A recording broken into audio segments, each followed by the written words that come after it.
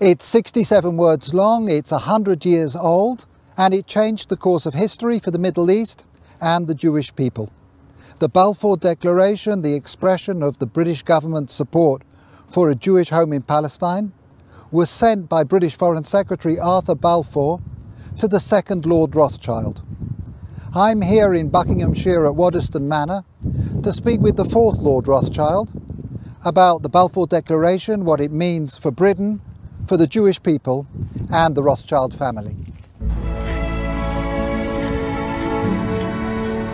The Foreign Office, November the 2nd, 1917.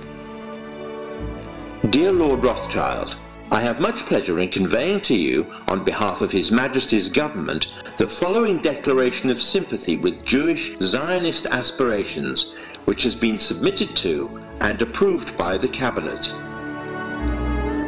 So it's possibly the most famous letter in modern Jewish history, and it begins with 3 words: Dear Lord Rothschild.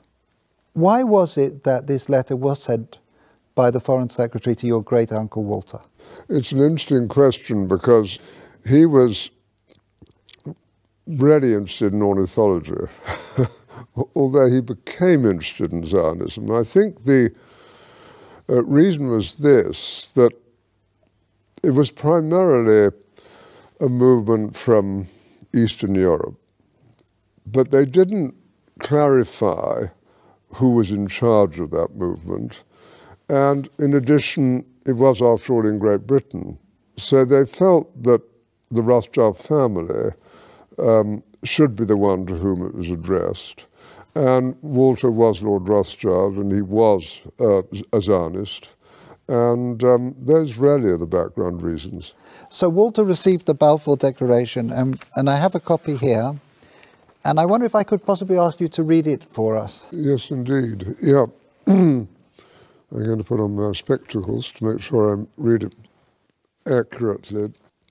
His Majesty's Government view with favour the establishment of Palestine as a national home for the Jewish people, and will use their best endeavours to facilitate the achievement of this object, it being clearly understood that nothing shall be done which may prejudice the civil and religious rights of existing non-Jewish communities in Palestine, or the rights and political status enjoyed by Jews in any other country. I should be grateful if you would bring this declaration to the knowledge of the Zionist Federation. Yours, Arthur Balfour. And here it is, the Balfour Declaration. What do you feel when you see it here? I genuinely feel it's one of the most extraordinary moments in the history of the Jewish people. If you think it took 3,000 years to get to this, and then you say, how did this miracle happen? It's the most incredible piece of opportunism. I mean, if you think you had an impoverished would-be scientist, Chaim Weizmann, who somehow gets to England, meets a few people, including members of my family, seduces them. He has such great charm and conviction. He gets to Balfour, and he unbelievably persuades Balfour and Lloyd George, the Prime Minister, and most of the ministers, that this idea of the national home for Jews should be allowed to take place. I mean, it's so unlikely. And then he's, starts to fight a difficult battle with the British cabinet, and this letter goes through 5 drafts, as you know. And in the end, it comes out as a rather compromising letter. I mean, the essential point is there for the Jewish community to fasten on to. You have the first bit, which promises a national home rather than the national home, and then you have the bit that nothing that's to be done should in any way harm the Arab community. But you come back to the big point, which is that this is perhaps the greatest event in Jewish life for thousands of years. And it's a miracle that it took place. And of course, the Rothschild family then as now filled 2 roles, because it wasn't just a leader of diaspora Jewry, it also played a very significant role in the early years of the establishment of the pioneer communities in Israel as well. There were two branches of the Rothschild family primarily concerned. One in France through Baron Edmond de Rothschild, who was the one who responded to the Russian programs of the 1880s. In England, there was a divide. Some of the Rothschilds, in particular Baron Edmond's son, James, known as Jimmy, had come from France, partly because of the Dreyfus case and his horror about what had happened, to live in England. He was educated at Cambridge University. And he married an English girl, Mrs. James de Rothschild, and she became a leader at a very young age. She was only 17 when she started writing to Weizmann and introducing him to the British establishment.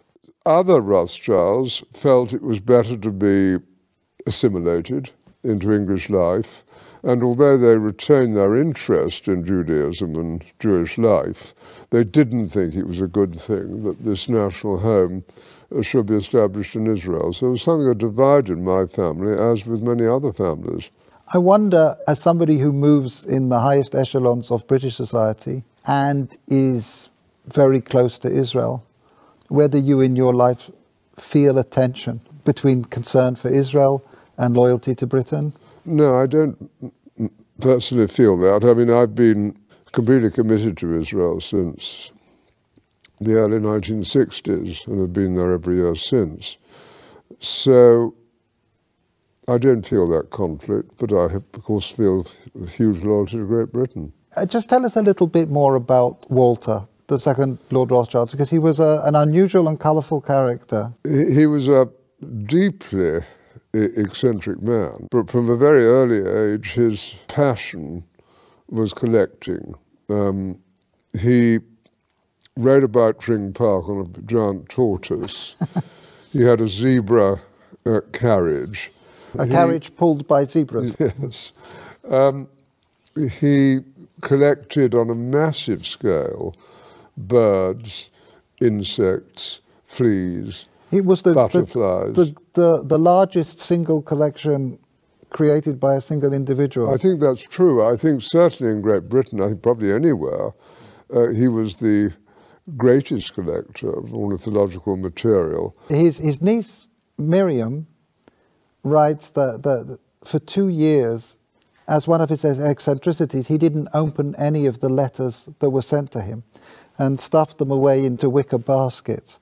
And it does make you wonder what would have happened if the Balfour Declaration, the letter, had been one of those letters that he'd actually, yes, stuffed.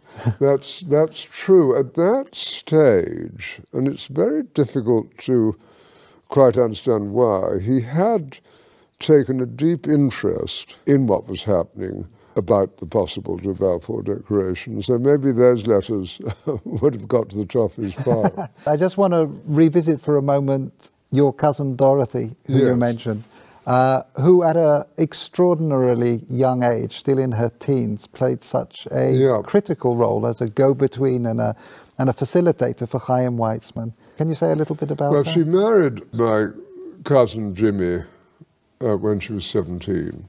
So this is your cousin Dorothy, Dolly? Yep, Mrs. James de Rothschild. And from her teenage years onwards, she was a major supporter of Israel, wasn't she? Major supporter. I mean, she worshipped her husband, who'd been deeply committed, son of Baron Edmond.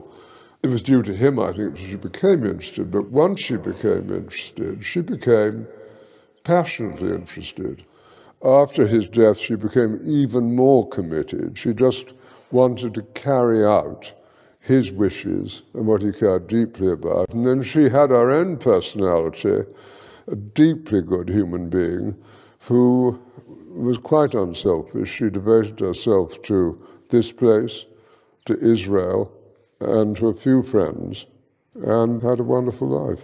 And you can read letters from her to Weizmann and from Weizmann to her when she was only 17. And what she did which was crucially important, was to connect up Weizmann with the British establishment. I think she also trained him in how to deal. She helped educate how to and it's conduct himself. At that age, but she did sort of tell Weizmann, how to kind of integrate, how to insert himself into British establishment life, which he learned very quickly. So I'm here in the Waddesdon Manor archives, where there is a treasure trove of remarkable documents from the time of the Balfour Declaration. We have the correspondence here between the teenage Dorothy and her husband James, and it's really a love story. Here Dorothy is writing to James. She says, "Jimmy, I thought I would not like one day to pass without giving you a piece of news you have never heard before. I love you." But of course their correspondence wasn't just romantic correspondence. Here we have detailed letters describing her dealings with Zionist leaders, her advice and her suggestions regarding the conferences of the Zionist movement. And here we have a letter that the young Dorothy, still not 20, sent to Dr. Chaim Weizmann, where she's talking about the meetings that she's arranged for him. And as we've heard, she was helpful in training and preparing him to enter into the highest echelons of British society to advance the cause of the Zionist movement. She was an important character in your life as well. She really introduced you to Israel in some way. She was a crucially important character in my life. I became a trustee of Yad Hanadiv over 50 years ago. Which is the Rothschild Philanthropic Foundation. Yes, being our foundation. And I think I first went in 1962. Can you share with us your sense of what things have been changing in Israel since that first visit? Yes. As Israel, I think, became more and more successful in all sorts of ways, industrially successful, absorption successful, technologically successful, great universities, the problems with the wars that took place, being the clearest examples, of security became more paramount. And so you did see a shift in Israel from kind of the liberal Western place that it had been in the early 60s to something of a very different character. And you also have a shift, of course, between communities in Israel. I mean, Israel is a patchwork of different immigrants from different countries.